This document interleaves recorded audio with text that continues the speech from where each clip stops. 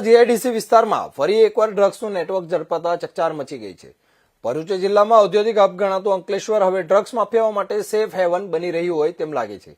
Ankleshwar GIDC સિદ્ધ cooperative housing સોસાયટીમાંથી ઝડપાયું હતું આ ડ્રગ્સનું રેકેટ, જેમાં સોસાયટીના બી બ્લોકમાં આવેલા 301 નંબરના ભાડાના મકાનમાં રસોડાને જ લેબોરેટરી બનાવી દેવામાં આવી હતી। મુખ્ય આરોપી અનિલ રાખોલિયા નામનો શખ્સ આ લેબ ચલાવી રહ્યો હતો। જપ્ત કરાયેલ મુદ્દામાલ અંદાજે 70 ગ્રામ એમડી ડ્રગ્સ અને તે બનાવવા માટેનું રો મટીરીયલ કાચો માલ પર પોલીસની કાર્યવાહી કરવામાં આવી હતી, જેમાં ભરૂચ એસઓજીની ટીમે બાતમીના આધારે દરોડા પાડીને આ ડ્રગ્સ રેકેટનો પર્દાફાશ કર્યો છે।